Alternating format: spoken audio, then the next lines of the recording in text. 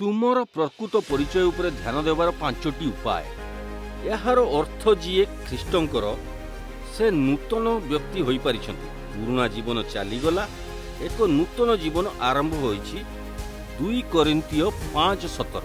ଏହା ଘୋଷଣା କରିବା ଗୋଟିଏ କଥା ଯେ ତୁମର ଅତୀତ ତୁମକୁ ବ୍ୟାଖ୍ୟା କରେ ନାହିଁ, କିନ୍ତୁ ତୁମେ ପ୍ରକୃତରେ ବିଶ୍ୱାସ କରୁଥିବା ପରି ବଞ୍ଚିବା ଆଉ ଏକ ଅନ୍ୟ କଥା। ବାଇବେଲ ଦୃଢ଼ ଭାବରେ ଘୋଷଣା କରିଛି ଯେ ଜଣେ ବ୍ୟକ୍ତି ଯିଏ କ୍ଷମା ପାଇଁ ଯୀଶୁଖ୍ରୀଷ୍ଟଙ୍କ ନିକଟକୁ ଆସନ୍ତି ଏବଂ ତାଙ୍କର ଅନୁସରଣ କରିବାକୁ ଚେଷ୍ଟା କରନ୍ତି, ସେ ଜଣେ ନୂତନ ବ୍ୟକ୍ତି। 2 କରିନ୍ଥିୟ ବାଇବେଲ ପୁସ୍ତକରୁ ଏହା ଶୁଣ।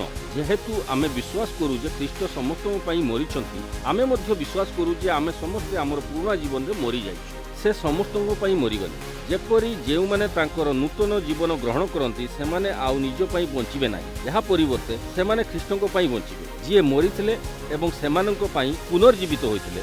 ଏହାର ଅର୍ଥ ଯେ ଯିଏ ଖ୍ରୀଷ୍ଟଙ୍କର ସେ ଜଣେ ନୂତନ ବ୍ୟକ୍ତି ହୋଇପାରିଛନ୍ତି। ପୁରୁଣା ଜୀବନ ଚାଲିଗଲା, ଏକ ନୂତନ ଜୀବନ ଆରମ୍ଭ ହୋଇଛି। 2 କରିନ୍ଥିୟ 5:14-15-17। ଏହାକୁ ଆମ ମୁଣ୍ଡରୁ ଆମ ହୃଦୟକୁ ଆଣିବା କିଛି କରିବା ପାଇଁ ନେଇପାରେ। ଶାସ୍ତ୍ର ଉପରେ ଆଧାର କରି ଏଠାରେ 5ଟି ବକ୍ତବ୍ୟ ଅଛି ଯାହା ଉପରେ ଆପଣ ଧ୍ୟାନ ଦେଇପାରିବେ। ଯୀଶୁଙ୍କ ଠାରେ ଆପଣଙ୍କର ପରିଚୟକୁ ମୂଳୋତ୍ପାଟନ କରିବାରେ ସାହାଯ୍ୟ କରିବେ। ମୁଁ ମୋର ସମସ୍ତ ଭୁଲ ପାଇଁ ଯୀଶୁଙ୍କ ମୃତ୍ୟୁକୁ ଗ୍ରହଣ କରିବି। 2 କରିନ୍ଥିୟ 5:21। ମୋର ଅତୀତ ଭୁଲ ପାଇଁ ମୁଁ ନିଜକୁ କ୍ଷମା କରିବି, ଯେପରି ସେ ମଧ୍ୟ କରିଛନ୍ତି। ରୋମିଓ 8:1।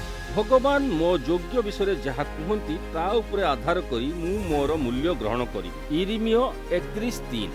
ମୁଁ ଭଗବାନ ଏବଂ ଅନ୍ୟମାନଙ୍କ ସହିତ ଶୀଘ୍ର ସଂଶୋଧନ କରିବି। ଯାକୋବ 5:16। ଈଶ୍ୱରଙ୍କ ଅନୁଗ୍ରହରେ ମୁଁ ମୋର ହେବି, ଅନ୍ୟମାନଙ୍କ ଅପେକ୍ଷା ଭଲ କି ଖରାପ ନୁହଁ। ଗୀତ ସଂହିତା 139:14। ଶାସ୍ତ୍ରରୁ ଏହି ସତ୍ୟଗୁଡ଼ିକ ଉପରେ ଧ୍ୟାନ ଦେବା ଯେ ଆଜି ଆପଣ କିଏ ବୋଲି ମନେ ରଖିବା ପାଇଁ ଚାବିକାଠି। କେବଳ ଅନନ୍ତ କାଳରେ ତୁମେ ତୁମର ଜୀବନରେ ଈଶ୍ୱରଙ୍କ କାର୍ଯ୍ୟ ଦ୍ୱାରା ସୃଷ୍ଟି ହୋଇଥିବା ସମ୍ପୂର୍ଣ୍ଣ ଚିତ୍ରକୁ ଦେଖିବ ଏବଂ ବୁଝିପାରିବ। ପରମେଶ୍ୱର ତୁମର ମଙ୍ଗଳ କରନ୍ତୁ।